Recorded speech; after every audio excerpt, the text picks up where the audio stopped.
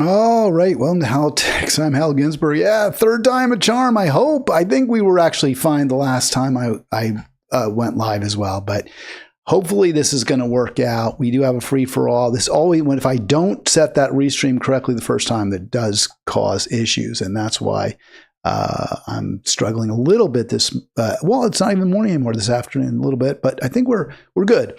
So it is the free-for-all, and I did a slightly different thumbnail. Usually my thumbnail for the free-for-all is the same every week. It just shows the draft riots from 1863 when the Irish immigrants were very, very angry, upset when they learned they were subject to a draft. They would have to go fight if they were selected, and I think they all were pretty much, to fight against the South during the Civil War. And I get why they were angry. It was kind of their sense was, this isn't our fight. What do we care about the slaves? And this is the elites are hashing it out, whether it's the factory owners in the North who exploit us, or the slave owners in the South, the enslavers who exploit slaves. Who are they?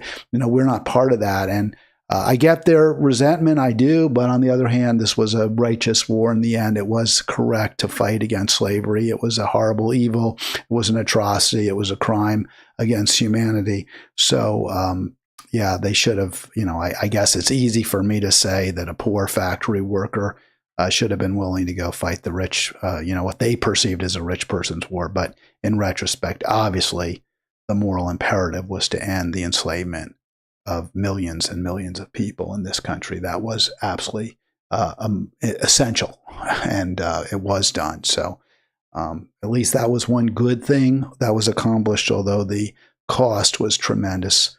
The bloodiest war by far in American history, over 600,000 killed. Right now, we more offshore and outsource our wars, whether to the Ukrainians or our genocides to Israel. Right now, the number we have is over 60,300 killed. That's official, and I've been saying this every another day, another 100 Gazans. Not quite 100 killed yesterday, or through today, but close to it. It's just horrific. You see the body bags there. This is what Israel is doing. And we'll get to, some of my posts. It is a free-for-all, so I hope to hear from you, 240-242-5646. Love to see the Palestinian flags. Thank you, Ari.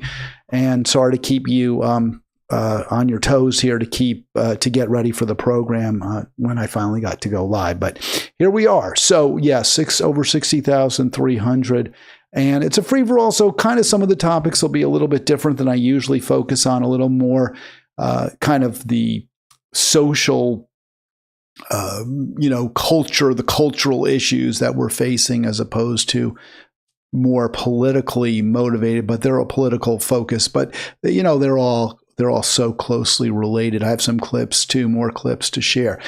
We have a number of 60,332 Palestinians now killed in the genocidal war, with 83 bodies brought to Gaza hospitals, to the extent they're even functioning at all.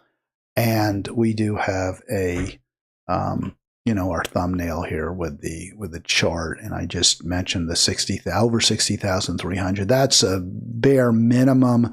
The real number almost certainly in the hundreds of thousands. And if you question that, just look at the images of the utter devastation wrought in Gaza. Also, in terms of our raw count, 99,154 Gazans by Trump and Netanyahu. Since Trump took office, Netanyahu obviously responsible for all the killing there in Gaza, and over 4,500 women and children likely. We know that because we have seen over and over and over that the majority of the deaths, the majority of the killing, the majority of those that Israel has massacred are women and children, completely putting the lie to their insistence that they are only targeting Hamas. That is ridiculous. It's just, if you believe that, then you clearly have decided you're not going to ever question Israel. You're a dead ender.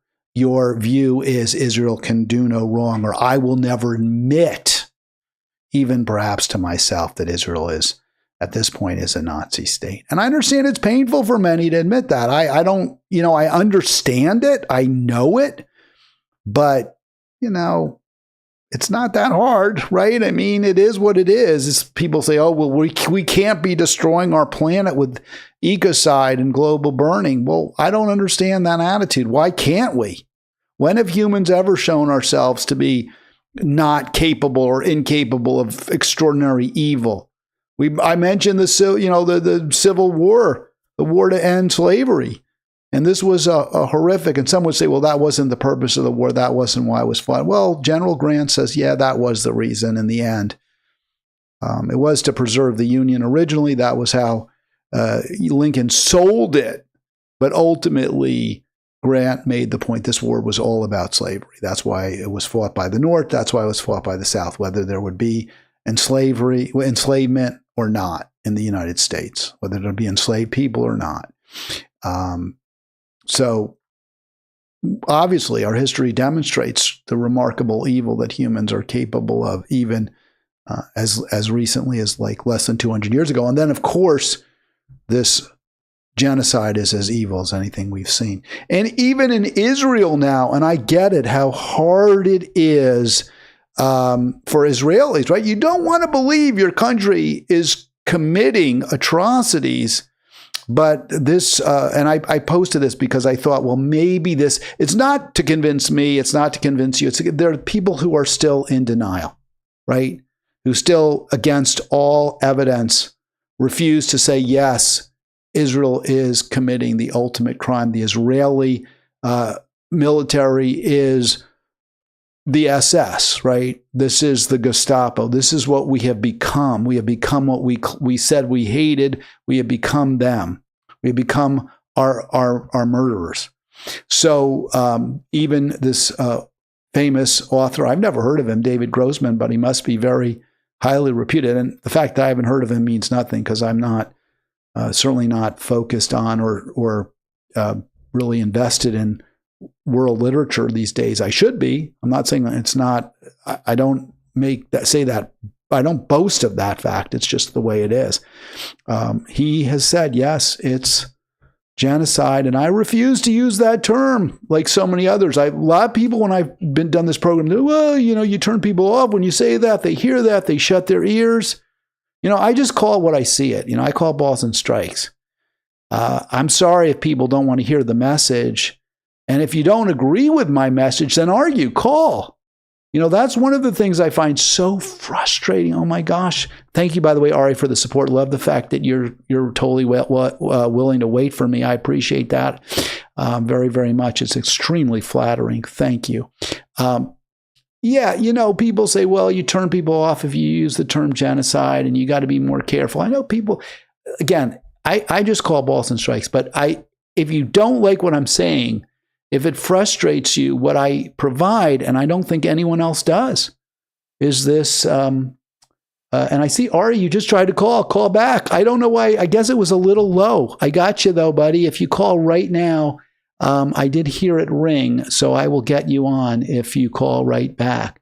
The point, though, that I was making there is that when you listen to other folks and you disagree with them vehemently on YouTube, one of the things I find so frustrating, this is true for everyone who's talk radio, is that you don't always get a chance to respond. In fact, on YouTube, on social media, you almost never get a chance to respond, but we give you that. And it's because of my view that this should be what we're doing here, should be a town square. This should be designed for us to talk to each other and hear what we have to say and to learn from each other. And I hear that ringing, so I'm going to try to turn that voice call down. But yeah, if we get Ari on, we'll talk to him. So Grossman even says, hey, listen, I refuse to use the term like so many other Jewish people. I don't want to hear the term. I don't want to use it.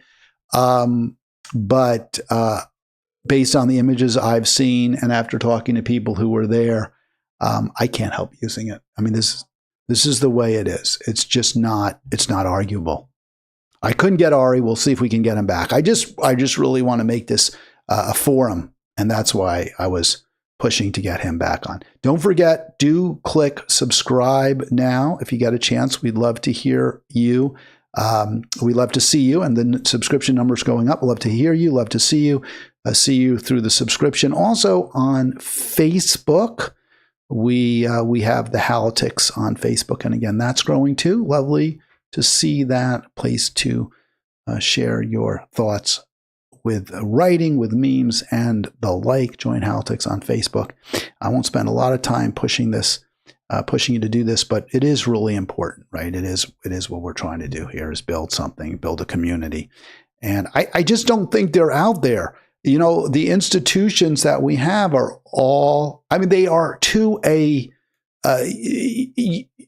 I think there's unanimity among these institutions, even the ones on the left, with, I mean, I shouldn't say unanimity because there are exceptions. Workers Strike Back, Kashama Sawant, the Green Party. But with those two exceptions, I'm not aware of any institutions that are pushing you to abandon the Democrats. They all push you to double down on a party that has shown itself that it's not on your side. There are hosts who say what I say. There are talk show hosts, but they aren't promoting an alternative, a solution that who else is saying you got to vote green? Who else is saying you got to abandon the Democrats? We got to join together and build something different. Yeah, sometimes Brianna Joy Gray does, and I welcome that. I honor that. Sometimes the due dissidence bros, but the due dissidence bros are especially cynical. They don't see even any hope in the Green Party. And maybe they're right to be, but I hate that hopelessness, that hopeless attitude, I think doesn't get us where we need to go. On the other hand, rose-colored glasses, believing that the Democratic Party is the party of Zoran Mamdani, that doesn't get us anywhere either. The Democrat Party is doing everything possible to expel Zoran Mamdani. Mamdaniism is what they're totally against and opposed. And we'll see. I think he will win. It seems clear the mayoral polls in New York show that he's going to win.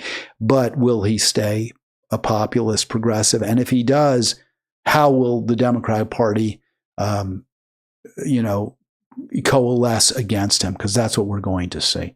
With regard, and this is my response to the Grossman conclusion that there's genocide in Gaza, I think that kind of ends the discussion, right? There's no more, I mean, there wasn't an argument 2 years ago when we saw what Israel, 1 year, because I guess the October 7 was 23, so it's been slightly less than 2 years. But 1 year ago, there wasn't an argument. It was absolutely clear that Israel was all in on eliminating Gaza from the map, wiping the people of Gaza off completely, just eradicating them. That was clear. So there was not even an argument then, but now even with Israeli institutions going beyond, say, Bernie, right? Bernie won't call it a genocide, but Israeli institutions saying, yes, it's genocide, doctors, physicians for national or for universal health care, and I think it was Physicians for Human Rights or something in Israel. I can't remember the name of the group. They said, yes, it is genocide. But Salam saying, yes, it's genocide. David Grossman saying, yes, it's genocide. This conversation is over. That issue, that question is over. So what I posted was the questions we must ask no longer begin with is, as in, is this really happening? So we must ask, how can we stop this? How could we have elected people who made us complicit, right? Biden, Harris, Trump, they made us complicit in this monstrous crime. And how can we make sure never to let this happen again? And I'm not optimistic. I mean, I think one of the reasons we can say, well, we elected Biden, Harris, and we elected Trump is because the alternatives in both cases that we saw, that we perceived ourselves as having, were so bad. After all, many of us voted for Biden, Harris in 2020. I'm one of them, 2020, because we perceived Trump as horrific, which he is. We were right to do that. And many voted for Trump in 2024 or didn't vote for Harris Biden because they perceived correctly Harris Biden as horrific, as monstrous. They were both evil. They were evil choices. So does that get us out of the woods? Is that a sufficient excuse? I'm not buying it. I'm not excusing myself. I didn't have to vote for Joe Biden in 2020. I mean, I would say 2020 was a very tough election because you had Biden was campaigning somewhat as a populist. Trump had proven he was a bad president. You couldn't fool yourself into thinking, I mean, I didn't buy the Russiagate nonsense and any of that. There was some, but he had done everything possible to destroy Obamacare, which is lousy, but he wasn't going to replace it with something that we need, which would be universal care. He was totally opposed to that.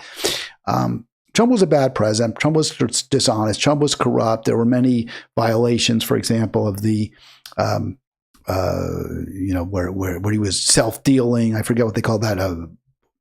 The emoluments clause, right? I mean, he was self-dealing. He was making foreign leaders stay at his hotels. It was really bad corruption. The thing he did that bothered me more than anything else was destroying families, separating families, putting kids in cages. He did that. I know Obama did that too, but Trump did that on steroids. We needed an alternative to Trump. Biden-Harris seemed like it would be less bad. Maybe there'd be some good policies in there. But in the end, they proved themselves to be genociders and ecociders. So is that enough? Is that a good enough excuse to say, well, what could we do? What could we do? That's kind of the position Brianna Joy Gray took on this bad faith episode with another podcaster. I don't remember his name, unfortunately, and I've seen one of his videos. I thought that was pretty interesting. She's one of my favorites. I want to play this clip. We'll get more Brianna Joy Gray too when I'm going to talk about that Sydney Sweeney ad, jeans we call it, that discussion as well, because she talked about it and I didn't really agree with her take. I thought this was, but I think it's interesting, her take, so I always want to play it. So here's Gray on why we are where we are in this country. Sagar and Jetty on Breaking Points, where they're interviewing Elise Slotkin. It's been going very viral. I don't really hear what you say if you are still supporting a genocide in Gaza. Mm-hmm. You have to at least cross this sort of moral threshold. What are you going to do? Because so far what we've seen, I mean, you voted for some of the aid that's been used to massacre children and innocents. You have backed Israel, as far as I can tell, from your voting record at almost every turn. You voted for. It's pretty impressive the way she goes after Slotkin, I have to say. I mean, I played clips of this yesterday. I'm playing a little more. This is actually sort of a mirror, right? In a mirror, because it's Gray's version, Gray's playing, Brianna Joy Gray is playing Crystal Ball and Jetty, Breaking Points, and I'm playing that video. But I mean, Crystal Ball really, I guess she edited it a bit. She really goes after Slotkin. It's very impressive. And I was very sort of taken by what Brianna Joy Gray saw in this. And I'll break that up in a little bit. But she's saying, hey, look at all your awful votes. You voted to supply Israel with the weapons it's using to kill children. How about that, huh? Anti-Semitism. And then you voted for this absurd definition of anti-Semitism, which claims that it's just criticizing Israel is itself anti-Semitic. That would, codify. And look, she's just sitting there. She's just listening. There's total poker face, right? No response. I mean, you did these awful things, Slotkin. You did these terrible, terrible things. And they're even calling her AIPAC-funded senator, which is 100% accurate. And she just no response. Shouldn't there be some shame, some remorse, some embarrassment? Nothing. This is a Democrat. As anti-Semitism. You voted as a member of the House to sanction the ICC for indicting Benjamin Netanyahu, who you just admitted is a war criminal, by your own words. So are you going to join Senator Angus King, Senator Bernie Sanders in saying no more aid to this country that is committing war crimes against innocent civilians? Right now, Democrats own nothing in Washington. So look, this is the talking point, right? We've got there's nothing we can do. We own nothing. We have no power. That's their defense. So therefore we don't have to do anything, right? Rather than, hey, maybe we should try to gain power. Maybe we should try to present policies that the American public will like and will vote for us. We know what the American people want. They want an end to this genocide. Maybe that's what you should be talking about instead of supporting it, right? But it's, there's nothing. There's no fee. There's no comments. There's no acknowledgement that she did something terribly, terribly wrong. I'll get to you in just a second, Ari. I just want to finish this thought. And I'll play more of it, but I really found what Brianna Joy Gray saw in this video very, very intriguing. And we'll get to that. Right now, though, when we get a caller, we take the caller. Ari, how are you today? Yeah, thank you, Hal. Sorry, that was me. I actually misdialed, but I don't mind calling. Well, you called me, but then you must have hung up right away because it did ring, and I tried to get you, but I don't know what happened. Thank you, though. Appreciate it. Yeah, all I wanted to say was thank you for what you're doing. You're waking up people. I mentioned to you whenever I have a chance to friends. I've forwarded your very good Facebook page to a lot of people online. A lot of groups should know you by now. Hopefully, you're getting some attention from them. They're, for Palestine. Code Think, of course, definitely knows you, but I went ahead and shared. And thank you for letting me put like a post every so often on your page. I appreciate it. The last one I put up there was to call. That's the number I was trying to dial earlier, the 202 Washington Capitol, U.S. Capitol. So that was the one you posted, right? Yeah. That was your number. You called the number for me that you had posted for people to call somewhere else. Right. Oh, yeah, that's the one I put up today. It looks kind of colorful because it's an automatic default. So wait, why should people call that number? What's the reason to call that number? Yes, that's the U.S. Capitol switchboard. When you call, you get a person that says, who would you like to speak with? And you say, let's say, Senator Van Hollen or Alsobrooks, and they'll just connect you. Usually you won't get a live person. I got one today from Alsobrooks. I was surprised. And I talked to a nice gentleman. He took my message, that we need to be on the right side of history. The shift is happening where not only the U.S. public is aware of what's going on. I'm sure you've seen the latest polls that are being announced. Maybe you want to talk about it on another episode. And also the politicians.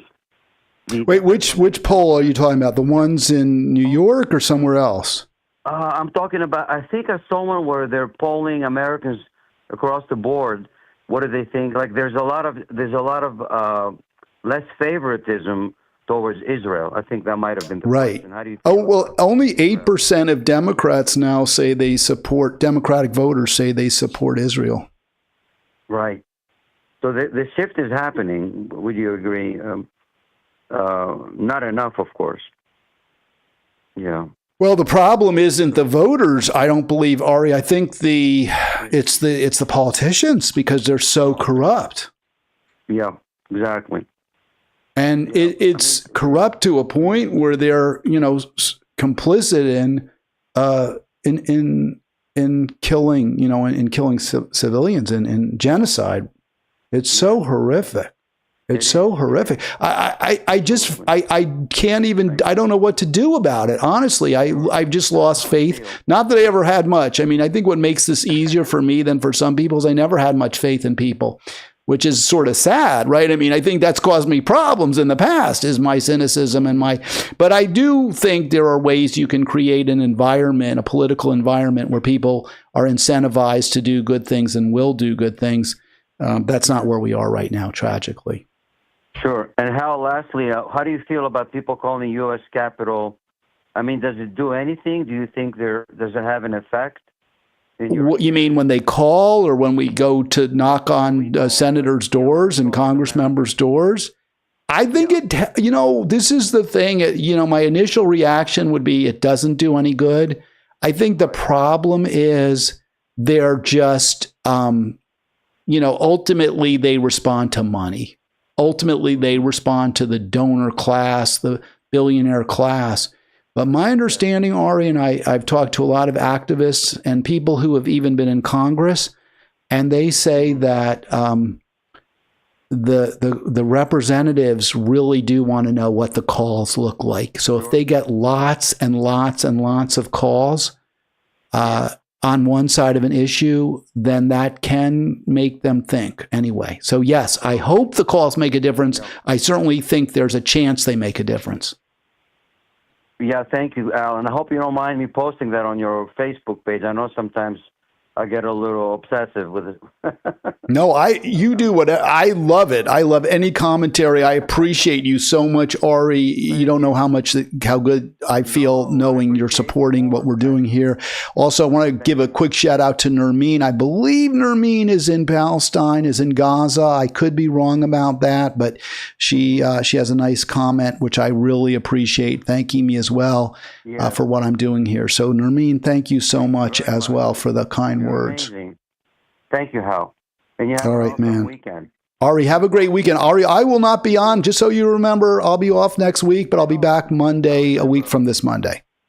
Yes, thank you. And I remember that. Thank you. Enjoy. All right, man. That's Ari. Great to hear from him always. And of course, there's now room for you, 240-242-5646, if you want to call in. I wanted to show that CNN, I showed that support for Israel is plunging, but we also have from CNN just 8%. Let me see if I can get that. I think I have to just show it to you through the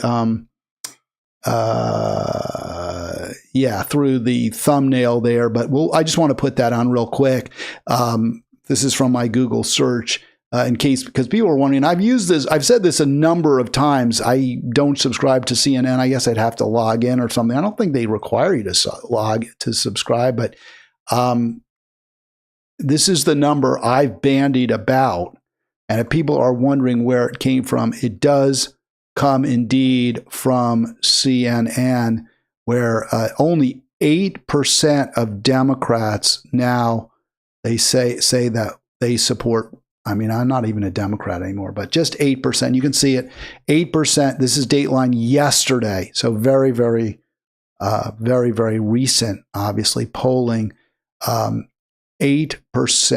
of Democrats and 25% of independents say they back Israel's military action. So this is such, what was his name? Mayor Pete is saying, there's low-hanging fruit. Americans support healthcare, should be taken care of one way or the other. That's his quote. It should be taken care of one way or the other. We have no idea what he means by that. But one thing we do know is that Americans want us to stop supporting Israel, especially Democrats. But the Democratic representatives continue to fund Israel. This is why we frankly must go in a different direction, why we must abandon Democrats. Because and look, maybe, hope springs eternal, Mamdani, maybe, he's the one Democrat. Okay, don't abandon Mamdani. There's my abandon every other Democrat, but not Zoran Mamdani. But abandon AOC, abandon Jamie Raskin. You want to say, well, what about Ilhan Omar? What about Rashida? They voted in favor of the Taylor Greene amendment to strip out funding for the Iron Dome, which is essential. We have to stop that. We can't protect Israel from its own actions. But this is the problem I have with Omar and Tlaib, as much as I like some of what they do. And yeah, again, you want to vote for them, that's fine. But here's the thing. They did support Hakeem Jeffries to be their leader.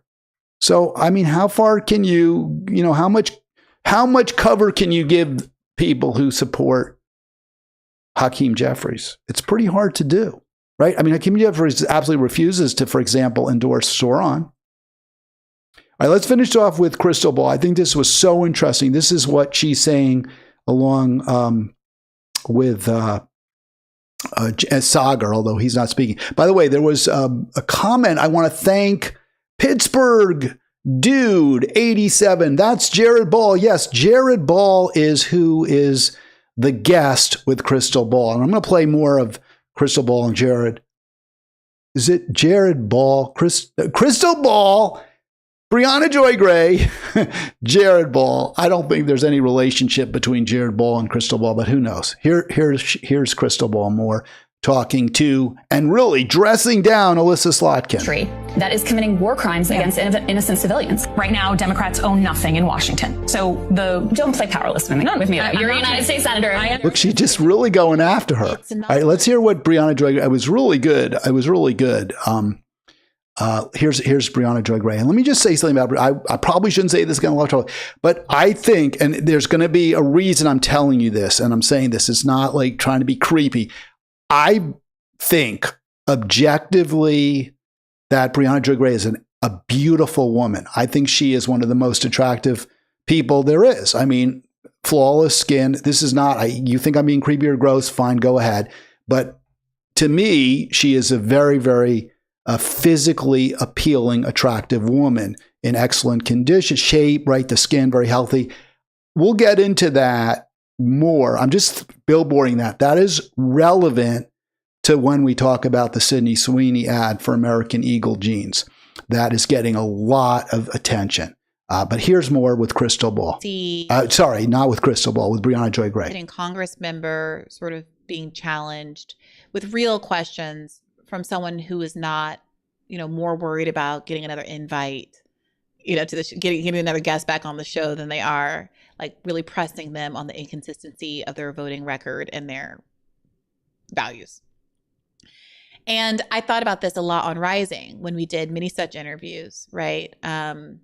So she's what Brianna Joy Gray is talking about there is the value of having this kind of confrontational interview, speaking truth to power, which is exactly what Crystal Ball did. She spoke very, very unwelcome truths to a corrupt, powerful U.S. senator.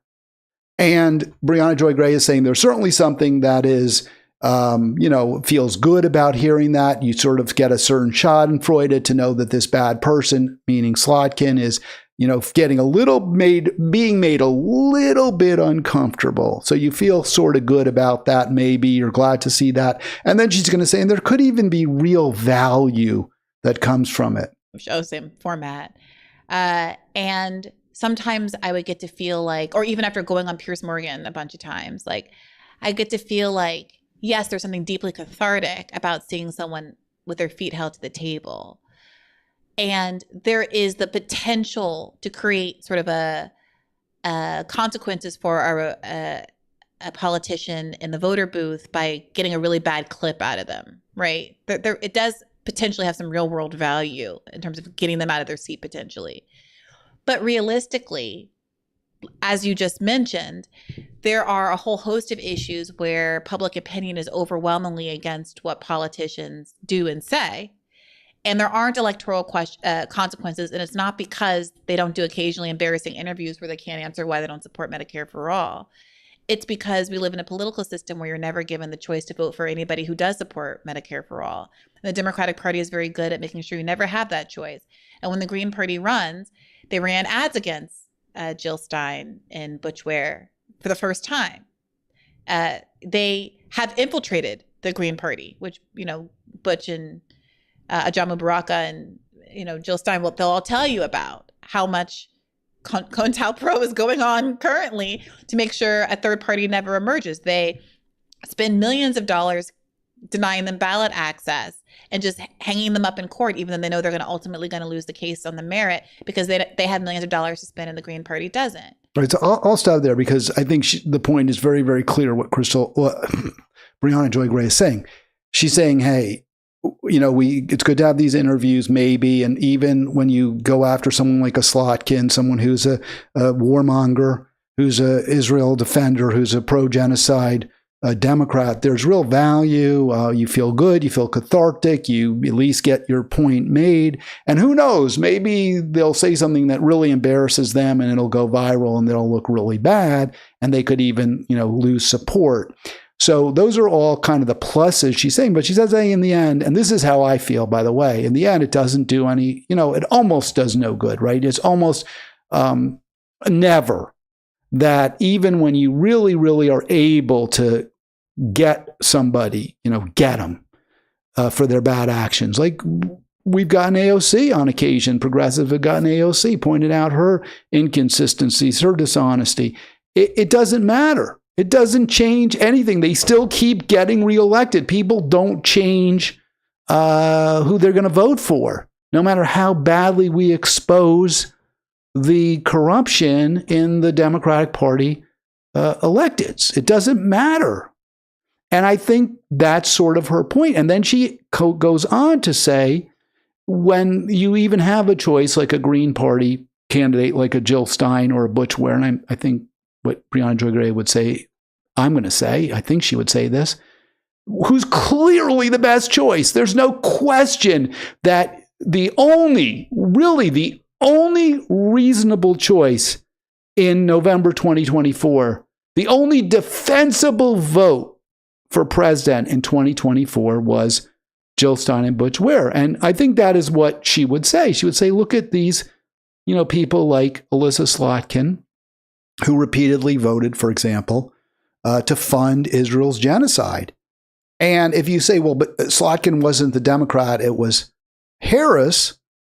Harris said she was going to do the same thing. She made it absolutely clear she was going to continue to fund the genocide, continue to support the genocide. So, and she was bad on other issues too. Not like she was good on some issues, but just really bad on a really important one. She was bad on every issue, right? I mean, fracking, right? I mean, there's nothing good in her platform. So Brianna Joy Gray is saying, hey, we had a good choice. Jill Stein, Butch Ware, and I agree, they were a good choice. But she says, Gray does, but the Democrat Party torpedoed them. So we really didn't have a choice. And my answer is no. I'm not going to give you voters, I'm not going to give people a pass. This, yes, it's tough. And yes, the media made the case over and over and over. The New York Times made the case over and over and over again. AOC, Tom Hartman all told you how bad Jill Stein was and how awful she was and how she was a grifter. PDA, this guy I used to have on my program, I'm so angry that he won't come on anymore. He's ghosted me. I'm so upset about this. But because I want to have this conversation with this person. And I'm so upset I can't have it. And I blame myself too, because I was confrontational in a way that they didn't like. But they attacked Jill Stein. And I so much want to say to these Democratic sheepdogs, why? How can you keep doing this? Why do you keep doing? And the answer is always, well, but Trump. And no matter how badly you point, so you can't get them. They're not going to change. But I say to voters, you do have a choice. You don't have to vote for two evil. People used to say to me, well, because I would say you should vote for Barack Obama. I said you should vote for John Kerry. People, when I was doing my radio program, and the response was, well, when you vote, you choose the lesser of two evils. People would point out the really bad things Obama had done before 2012. And they would say, well, when you vote for two evils, the lesser of evil, you still get evil. My response then was Barack Obama isn't evil. I wasn't happy with some of the things Obama did. I was very, very upset when he proposed the grand betrayal, which would have reduced Social Security outlays. There were things he was doing I really didn't like. Very, very much did not like. But I didn't think of him as evil in 2012. I thought on balance, he was doing some good things for our nation. I was wrong.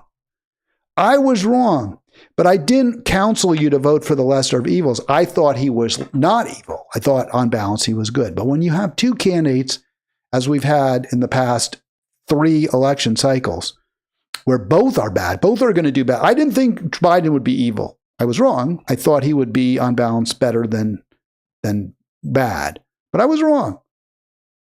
There are times when you might say, well, this evil is so much worse than that evil that we're going to choose the lesser evil. I even get that. But that wasn't the case in 2024 or 2016. They were two terrible, terrible candidates. And that's what Brianna Joy Gray is saying. And she's saying, but the Democratic Party scared people to the point where they wouldn't vote for Jill Stein. They diminished her. They marginalized her. They put her to these expensive battles. And it's all true. But you know what? That's still an excuse. She's still giving voters an excuse. There was no excuse to vote for Kamala Harris. she was given every opportunity to condemn Israel. She was given every opportunity to say we have to take on the climate crisis, the climate holocaust. And she chose not to. And any excuse, well, she couldn't, she only had 120 days. That's all the more reason that you go hard right away. We see that that's what voters want. That's why Zoran Mamdani is going to be the next mayor of New York. Yes, he was up against a terrible candidate. But you know what? Kamala Harris. Yes, Mamdani's up against terrible candidates. Cuomo, Adams, very unpopular. You know what? Donald Trump is not popular. Donald Trump has a base that loves him. He's not popular. Most Americans don't like Donald Trump. Kamala Harris had an opportunity to bring people to her side. She kicked it away. She embraced the terrible policies of Joe Biden and of herself, of the billionaire class, of her, I guess it's her brother-in-law, Tony West, the general counsel for Uber. She embraced all those terrible policies. We have to move away from this party. We have no choice if we want there to be a future. There's no question about it. I think one of the issues that we face, by the way, I know to make my videos, I really have to do this. I have to start cutting them up into different segments. Because if you look at some of my competitors, like, I don't know, Jimmy Dore, Do Dissidents, all those people, Sam Cedar, they all have like 10, 15, 20-minute videos. I do this hour plus. I don't, although Hartman does an hour plus too. Brianna Drogay does long videos, but then she also cuts them up. I think that the program that I do works best in one long chunk because I do jump around from topic to topic. Sometimes I spend a long time on one topic, other times not very. That said, there's always a theme. I try to really keep a theme. Like yesterday's was, what was it? Is Mamdani left the lefty we've been waiting for? Right. So I try to connect everything, but I know I need to do the breaking them up into shorter versions, and I will see if I can do that. I have played the Mayor Pete videos this week. I want to get, or the NPR, some of it, his NPR interview with Morning Edition. And I was very critical of him. And I'll play this segment where I played it at least once, maybe twice. I think he's just terrible here. It just so struck me as such an awful answer. And then I'm going to play another answer, which I actually think he gave a good answer. And then we'll see who the liberal YouTube left goes after, who the social media left, which statement do they find more problematic? So here's Mayor Pete. On that. Then there's the level of kind of contested policies, what I'm talking about here. Yeah. Where, we could start right now focusing on the things where most people are with us and at least try to deliver those first before we get into things where we might have a little more persuasion to do. Mm-hmm. Most people already get that we should have paid family leave in this country. Most people already get that your healthcare should be taken care of one way or the other in this country.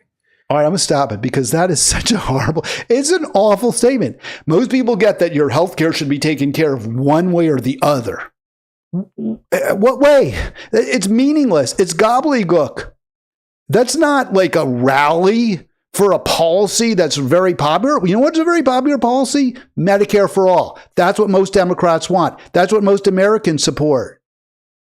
Most Americans support a much higher minimum wage. Heck, in Florida, a referendum to raise the minimum wage in a red state, Florida, passed. So there are clearly very popular policies that the Democratic Party could embrace. Stop supporting Israel.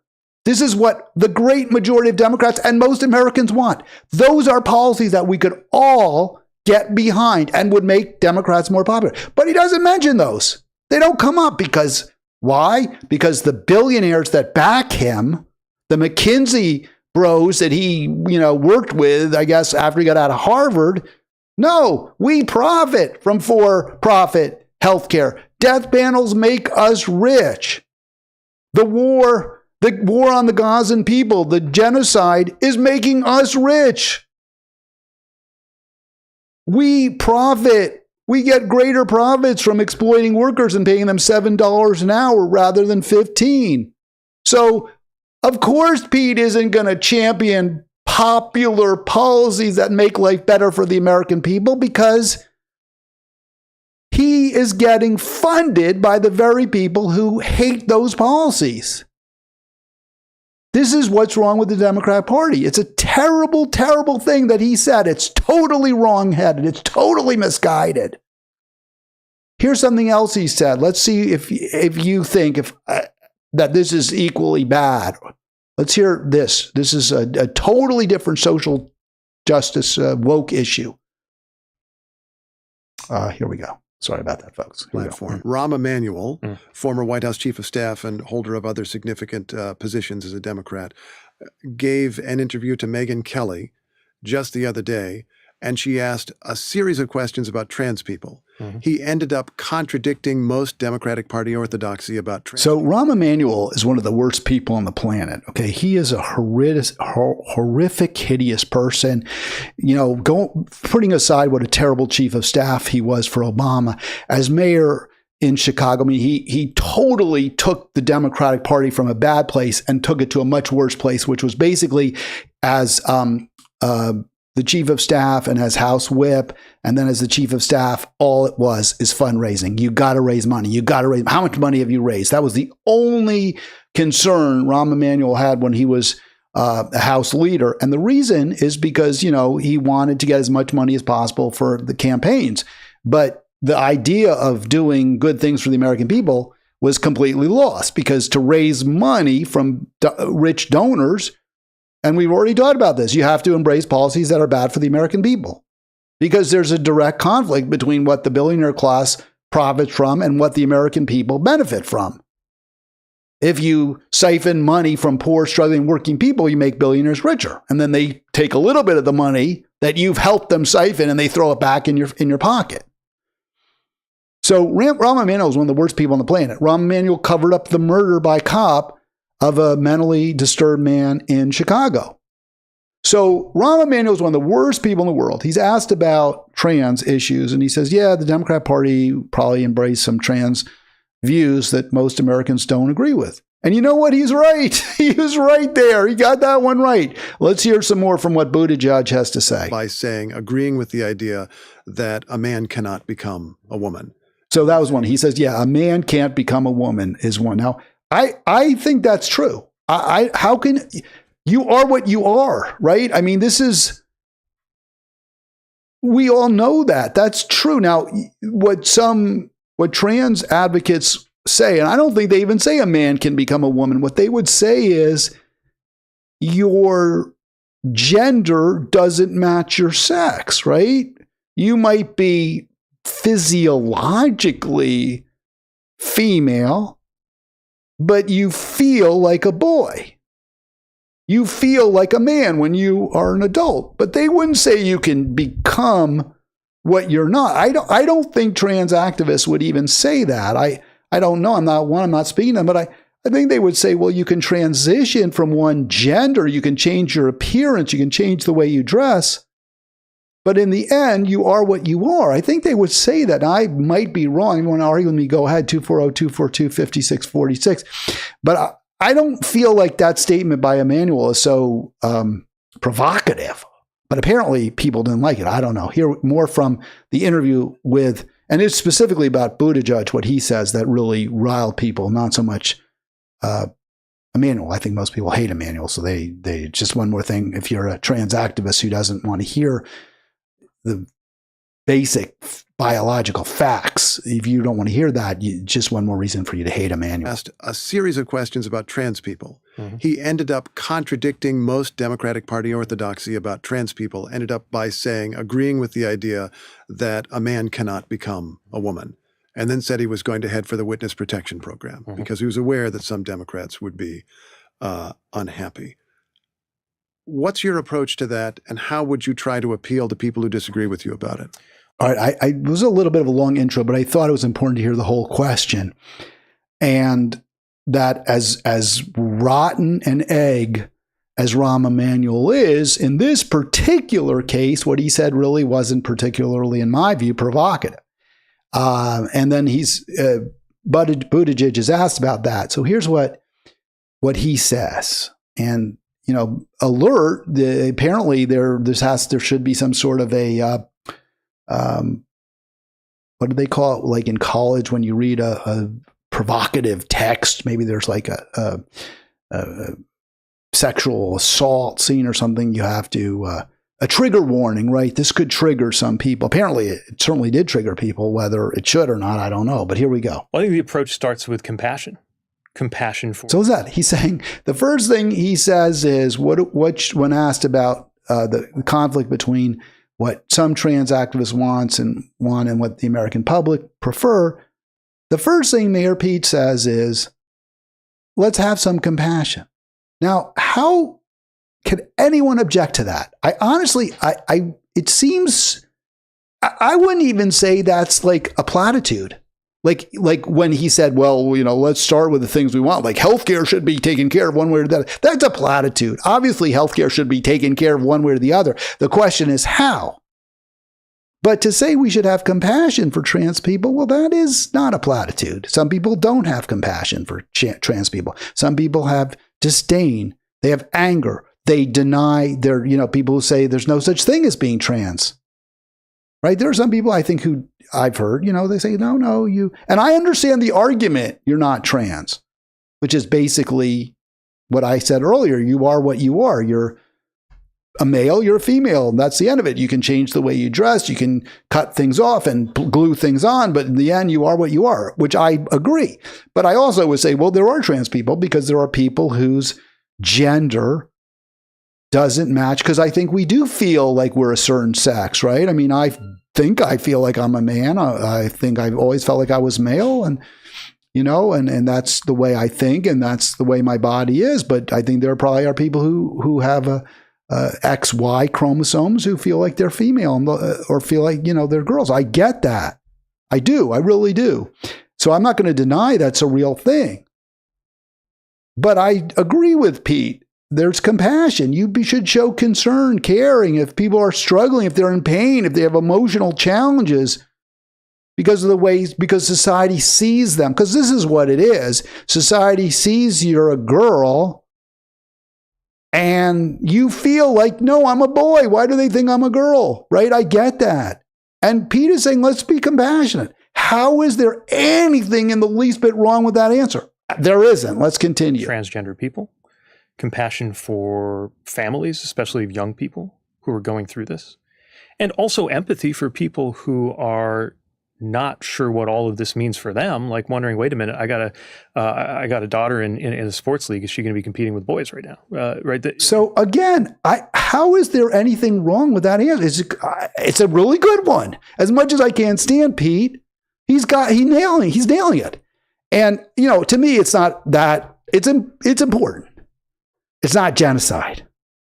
It's not health care for all. It's not a living wage. Those impact everyone. A lot of people say, well, we're spending a lot of time on an issue that really impacts only 1 out of 100 people or what have you. But you know what? It probably impacts more in a lot of different ways. So way to go, Pete. Rock on. Great answer. Just taking everybody seriously. Mm-hmm. And I think when you do that, that does call into question some of the past orthodoxies in my party, for example, around sports, where I think most reasonable people would recognize that there are serious fairness issues if you just treat this as not mattering when a trans athlete wants to compete in women's sports. Meaning the parent who's complained about this has a case, in your opinion? Sure. And that's why I think these decisions should be in the hands of sports leagues and school boards. I'm going to stop it there for a sec. Again, up until this point, I think Pete's nailing it. I don't see any problems with anything he's saying. He said there's a fairness issue. There is a fairness issue. Now, then he goes on to say, I'm not going to play the rest of it because where I kind of go off the rails a little bit, I would say we disagree, is he's saying, well, these are complicated issues and there are different kinds of sports, which is true.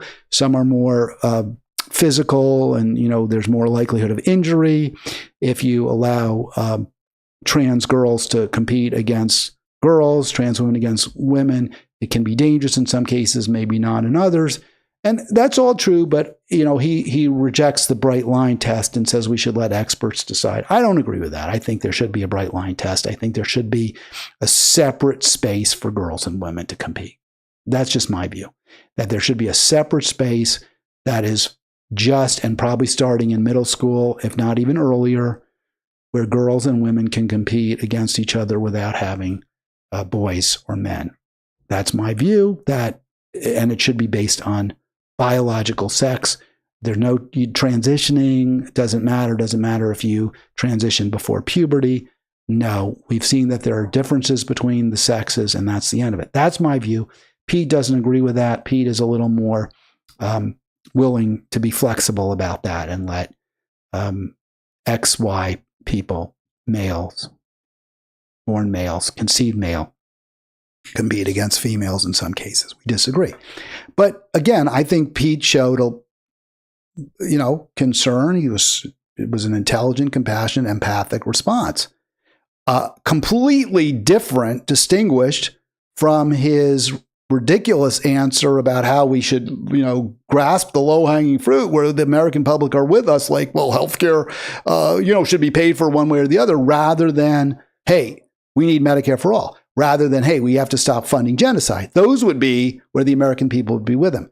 But, he got it when it comes to the trans issue. So let's go to this humanist report. This guy, Figueredo, I find his voice, for whatever reason, it really annoys me. He's sort of a high voice. Maybe it's sort of like mine. Maybe he sounds like me. I don't know. So he's never been one of my favorites. I have trouble listening to him, but I saw this video.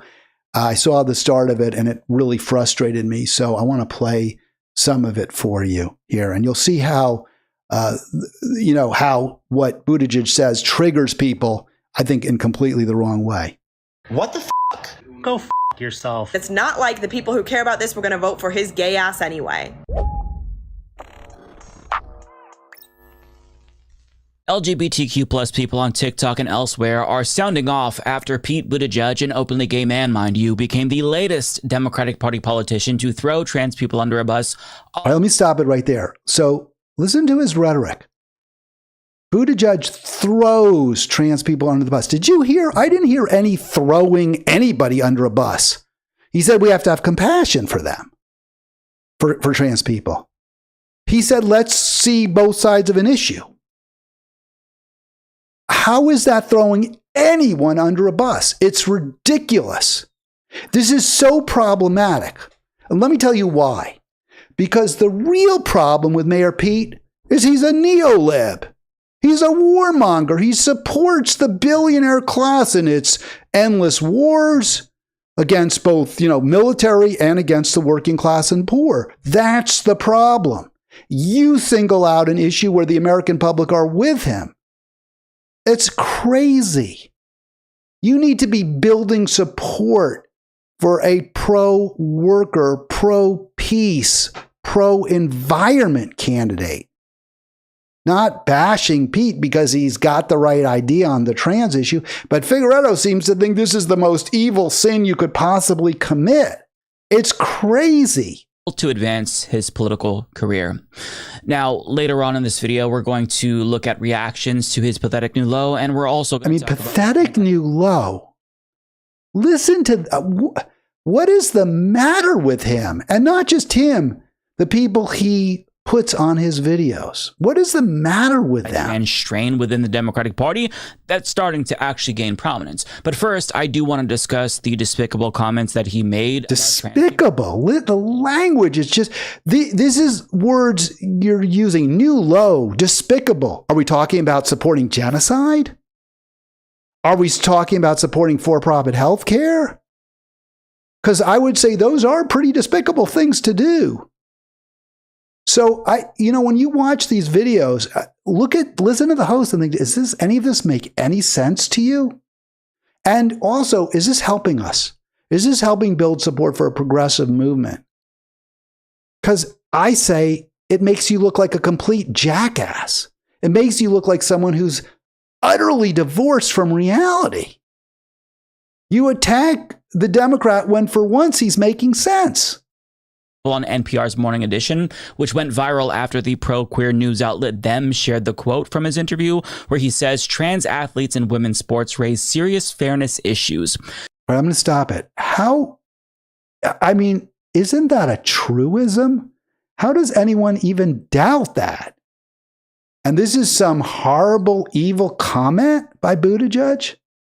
And look at what Figueredo responds. And then I'm going to jump because I'm sick of this. It's a waste of my time, really. But you have to understand, this is the left. This is a very sizable fragment of the progressives on social media. And Figueredo's not the only one. He's got this group. They call themselves the Progressive Mafia or something. They all say the same things. This guy, David Dole.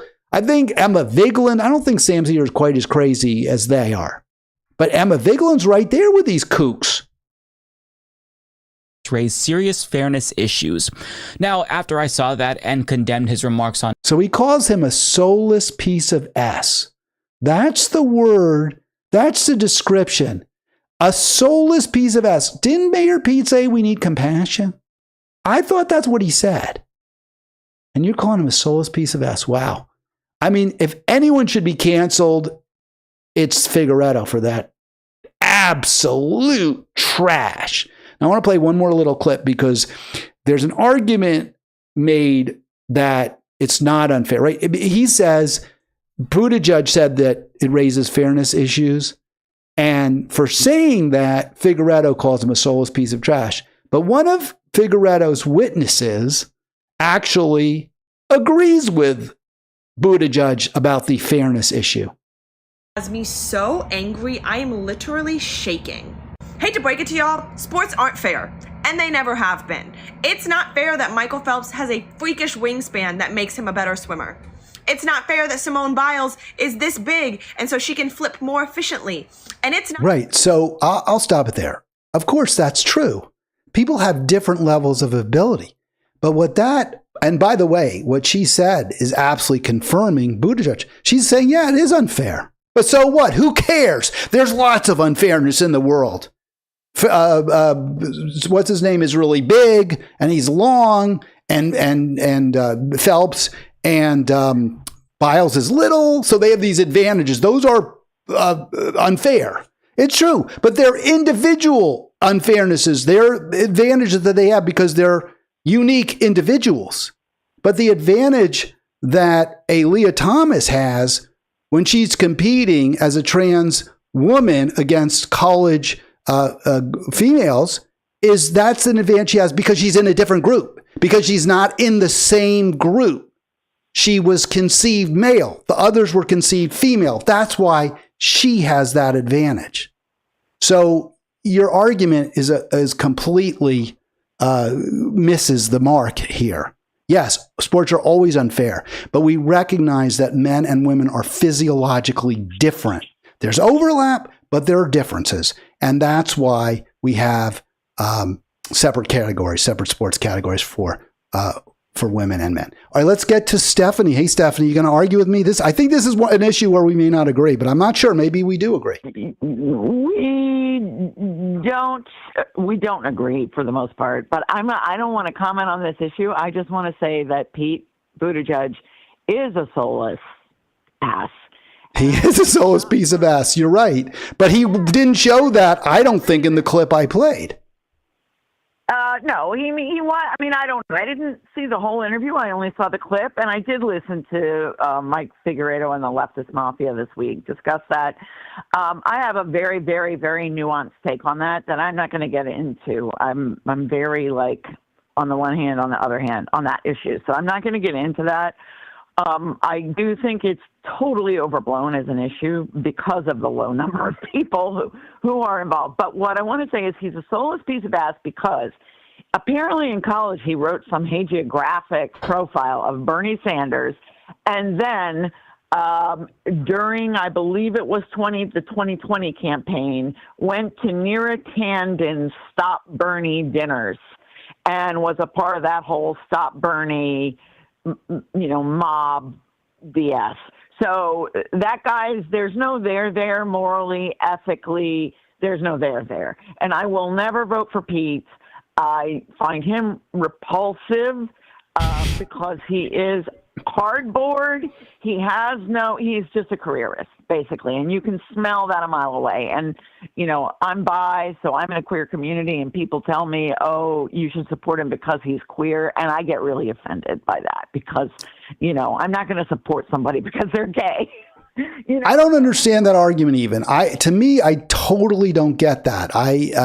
Can you explain that? I mean, I never had the slightest interest in supporting someone because they were Jewish. No, it's identity. It's the identity thing. It's the identity thing. And that is another topic for another time. But I just want to remind everyone that even if they agree with you on this issue, it's still true that Pete is a soulless piece of ass. And he's a soulless piece of ass because he was bought and paid for in the kneecap Bernie movement, okay? I agree with you. I made the point. His answer on healthcare was horrific to say, oh, well, we agree it should be taken care of one way or the other. That's a terrible answer. But because he clearly doesn't care about making sure every American has health care. But he did say, let's show compassion. And I think that was the right answer. So here's before, I know you don't want to talk about trans issues, but I'm not going to frame it that way. But where I was going to go with this, Stephanie, is how the American public, by and large, by a very significant majority, does not believe that girls and women should have to compete against biological males, trans girls and women in sports. So here's my question to you. Not what's the right answer in terms of morality, justice, or anything else. What should the Democratic Party's position be on this issue, in your opinion? I believe that people should deflect. But unfortunately, that doesn't always work. People, I'm getting 2 calls from you. Are you with me or not? It says I have. Let me, I guess we lost her. No, I lost you. I don't know what happened. But anyway, listen. So I think they should deflect when they're asked this question. And I think they should do what Bernie is so good at doing, which is bringing the conversation back to things that really matter. And I think that, don't let anybody get you off on this because everybody's going to get mad at you one way or the other way. And you should, are you still there? Do you hear me? I'm listening. I'm listening closely, and I'm going to respond, and I'm going to give you a chance to reply, and then we'll call the call over. But yes, I heard exactly what you said. You should deflect. Bernie's really good at changing the topic or pointing out that this isn't that important, which is kind of what you said, right? It impacts on so few people. Yeah, I mean, there are fairness issues, but there are fairness issues on both sides of this. You don't want to stop underage person from participating in team sports in school.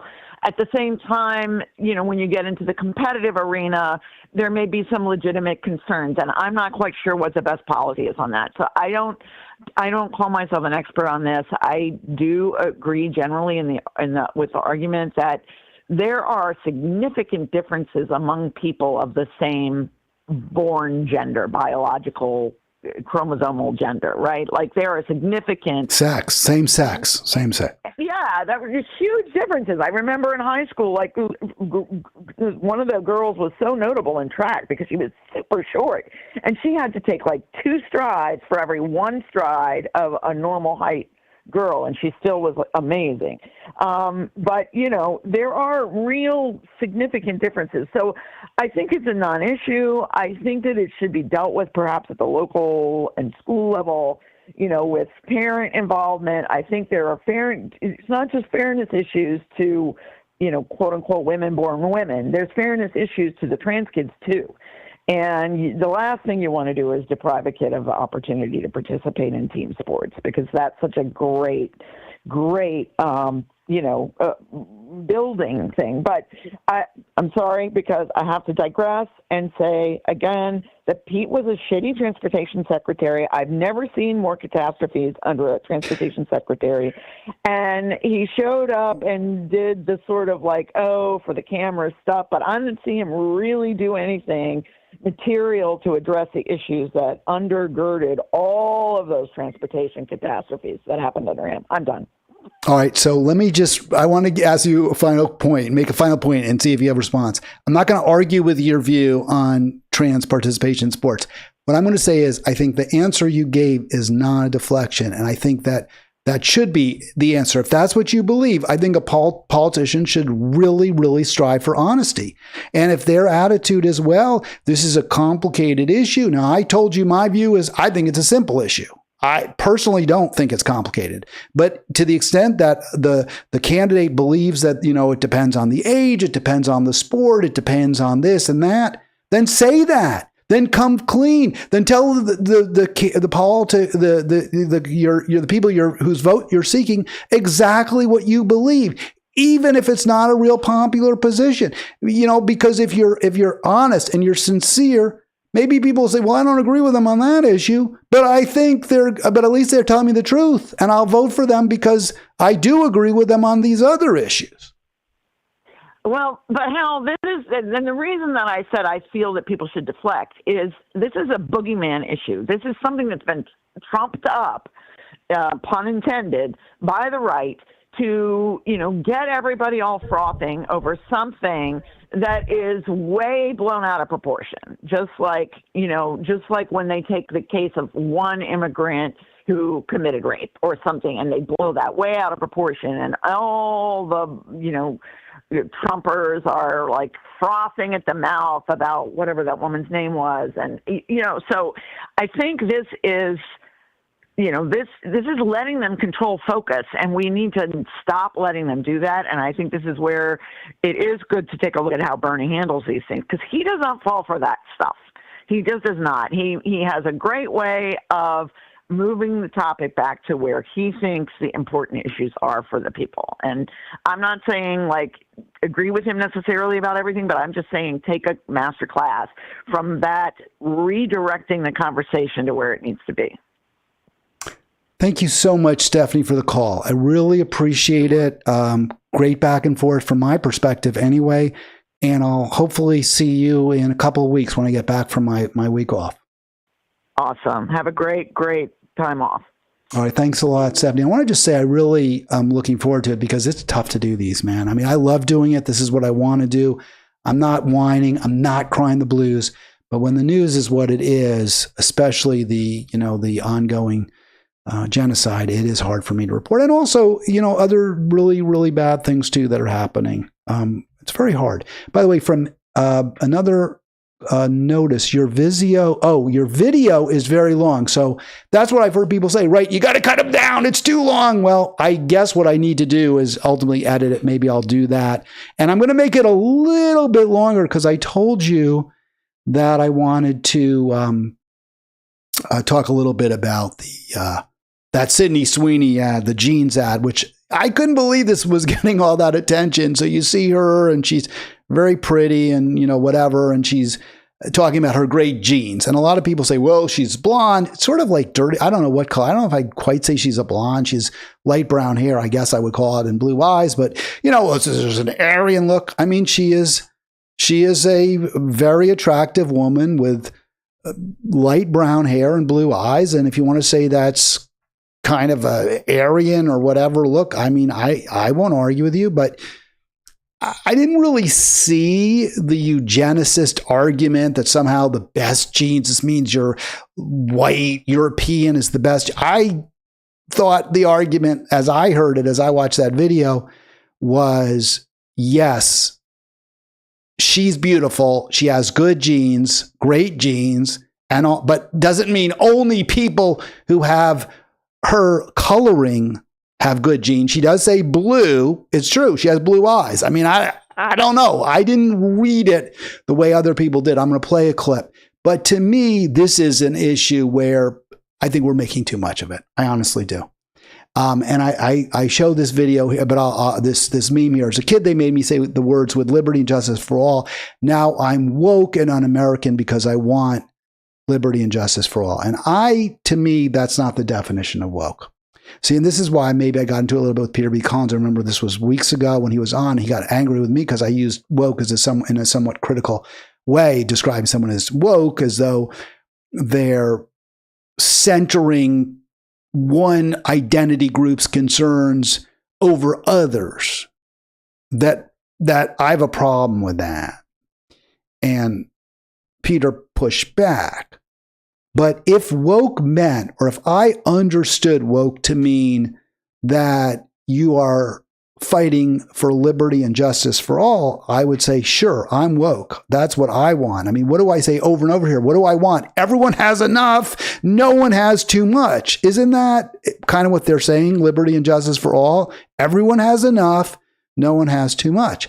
That's not how I see the term woke being used, or when people who say they're woke, or what it means. To me, woke is, and I put it up here because I really want to share this definition, because to me, what do I see the, oh yeah, that's why. So what I'm getting at is that woke is more about a particular group. If your group is deserving of, your group, because of past injustices visited upon it, is deserving of some kind of special dispensation. That's how I see the word woke, and I have a problem with that. I don't think that groups should get dispensation because in the past they were treated differently. I think individuals should get dispensation, and if they're part of a group, say you're part of a group that in the past has, that because you were in a group, like you all lived under, say, in a neighborhood where it was cleared out for a highway, right? So all the housing was just torn down, and the people who lived in that neighborhood were displaced, became dispossessed. Yeah, you should get compensated for that, but not because you're part of an identity group that was mistreated, but because you yourself or your parents, right? You can draw a direct connecting line between unfair treatment and what's happening to you in your life right now. And I don't view that as being woke. I view that as compensation for injustice that you, or, maybe we go back one generation, your parents suffered. I don't know how far back I want to go.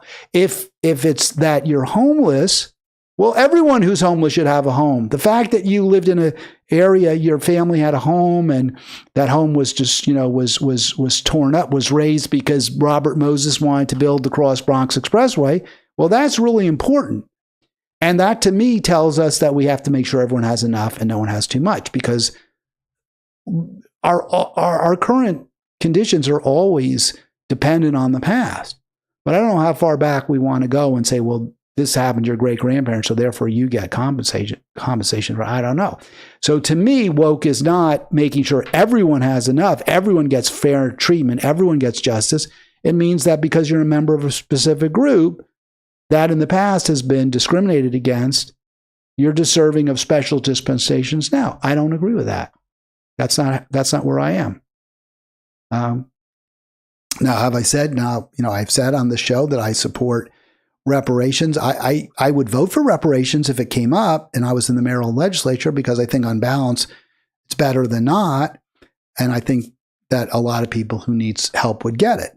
But that's not the way I would focus on getting people help. I would have income tests. I would have specific rights, economic rights that we all should have, right? I think FDR talked about that, the right to housing, the right to healthcare, the right to education. Make sure everyone has those things. And also reinstate, 90+% top marginal tax rate so that nobody would have too much.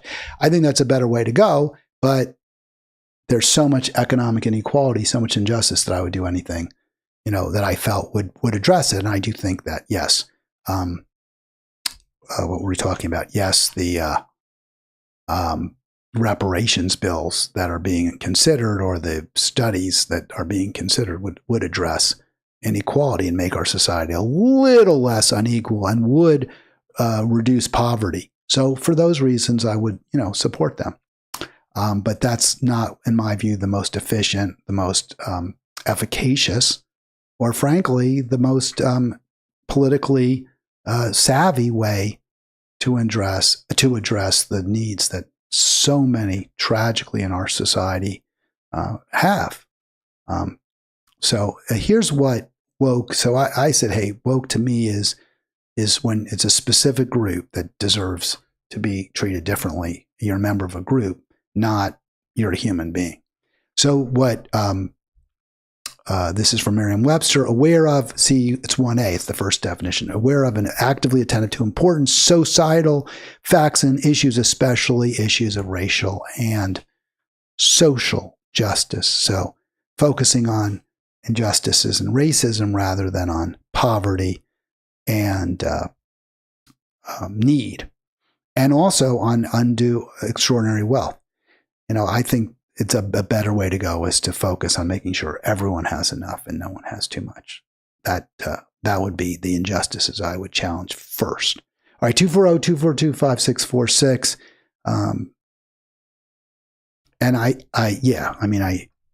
don't know where else to go with that. I want to just speaking one more about wokeism. And I guess I'm looking at this image. So this is this ad. This was a comment by a marketing expert. This is getting to that Sydney Sweeney thing, which at first I had no idea. I guess I saw her once or twice on Saturday Night Live, but I really didn't know who she was.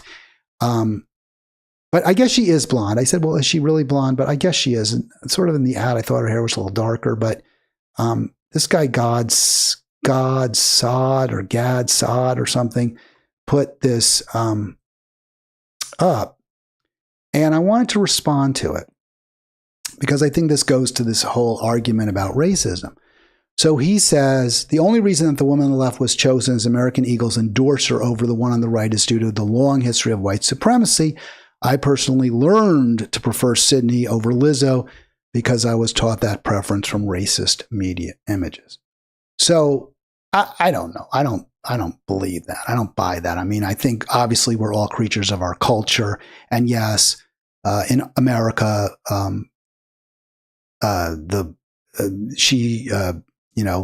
Sydney Sweeney on the left is considered to be more beautiful than Lizzo. I don't know if she even has a first name or how she's referred to, but than Lizzo. I don't know if I would just chalk that up purely to your culture or to white supremacy. I mean, there are plenty of, and the reason I said that, again, I showed the picture of Brianna Joy Gray, right? I mean, I think most people would agree she is a beautiful woman, and she's African American. And I don't know, you want to say it's culture, you want to say, well, she's a lighter skin African American woman, she's this, she's that. I don't know, it could be. So I'm not buying that the only reason that maybe more of us find Sydney Sweeney attractive than Lizzo is white supremacy and is white supremacy. That's what they say. I mean, I think part of it is she is objectively, as is Brianna Joy Gray, healthier, right? I mean, she's healthier. It's not healthy to be as heavy as Lizzo is. Now, culture can change our preferences. As I understand it, and I was doing a little research because you always hear this, in Africa, bigger-bodied women are found more attractive.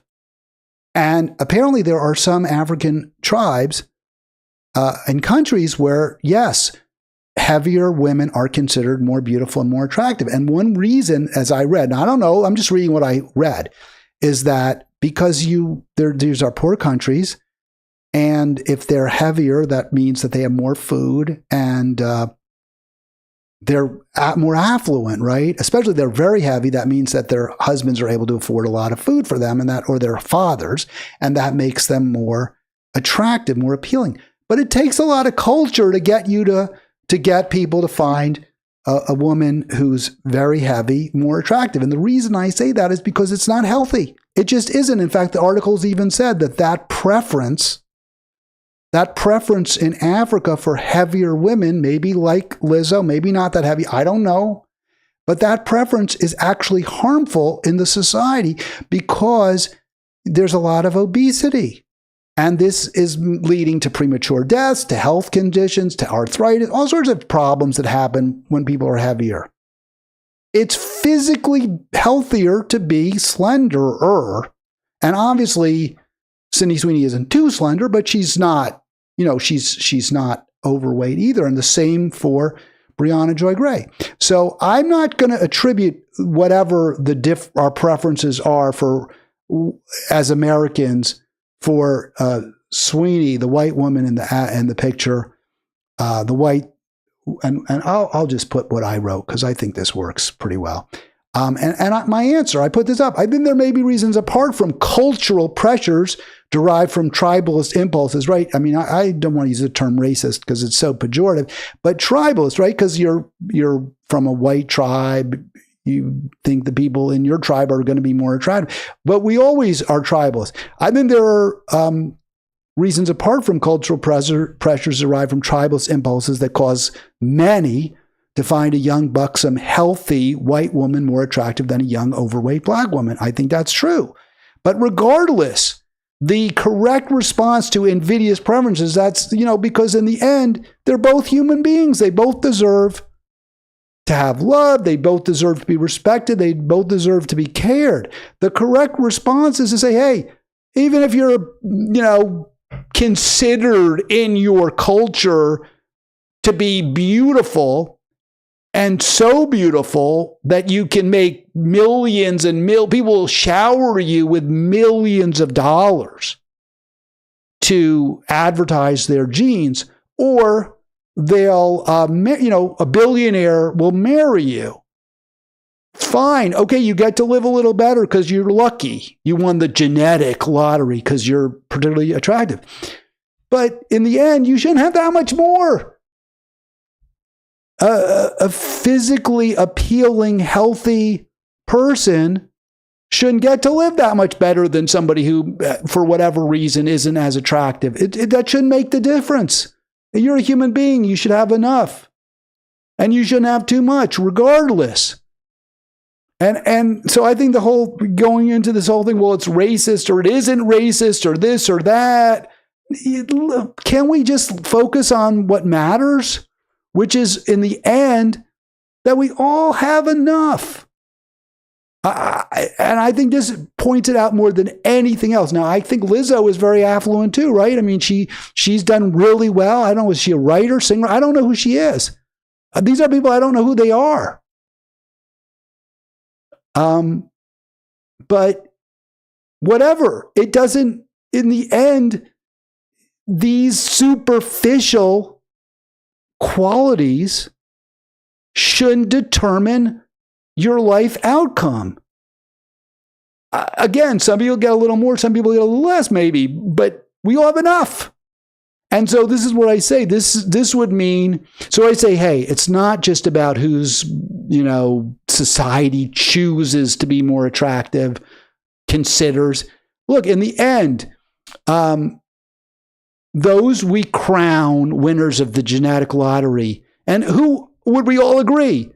Billionaires, the children of billionaires, the slim and beautiful like Sydney Sweeney, the strong and agile, the computer geniuses, right? I mean, wouldn't you say a Bill Gates won the genetic lottery? Didn't a Michael Jordan? He's strong, he's agile, he's a beautiful person.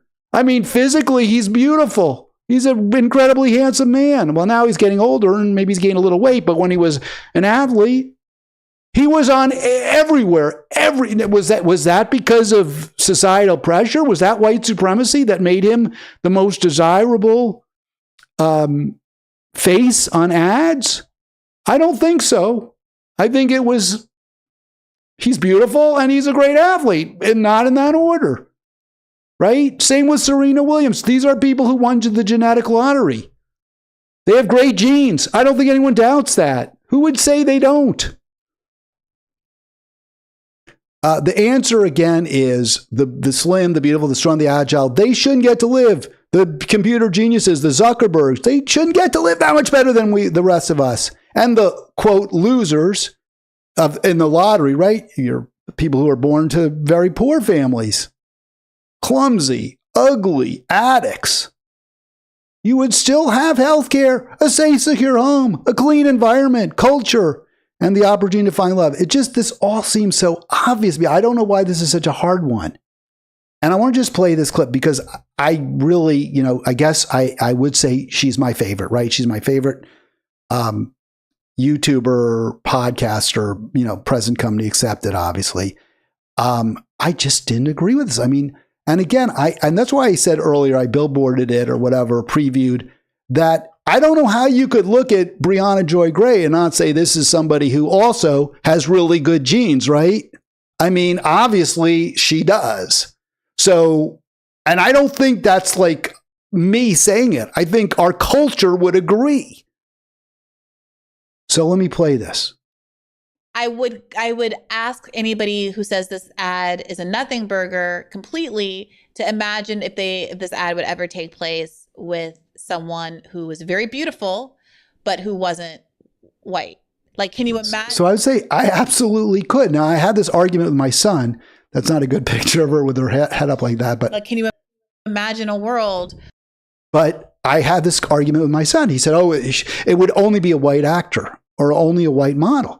And I just don't buy that at all. I think I could see that on maybe not American Eagle. I don't know who their target audience is. I don't know who buys American Eagle jeans. I never even heard of American Eagle jeans. Maybe that's, their focus is just on white consumers. Okay, they chose a white model. But if it was a product that's targeted towards black teens or towards, a multiracial, multi-ethnic group, absolutely, I could see an ad like that. So I could be wrong. This is maybe something I'll talk about with Carlos at some point, because he would be the right person for me to have that maybe conversation with after I get back. But I just wanted to get that out there, because I think we all, as liberals often, or progressives, we sometimes miss the forest for the trees, and we bring up sort of what I would call distractions or extraneous issues, rather than the real issue, which is the real issue is, in my opinion, for sure, that we have such a profoundly unfair, unjust society, not just in terms of some people are being killed, which they are, which is particularly horrific, of course, but just some people have everything and others have nothing, and that has to change.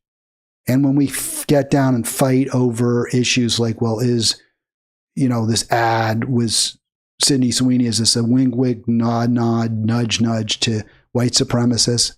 I mean, maybe it is. I don't know. But if you want to win them over, the best way to do it isn't to, say, well, you only think she's beautiful because you're living in some white supremacist culture. The way you win them over is just say, hey, you should have health care. Right? I mean, that seems so clear to me. All right, that's going to do it. I will be back a week from Monday. Have a great week. Thanks for being part of Halitics.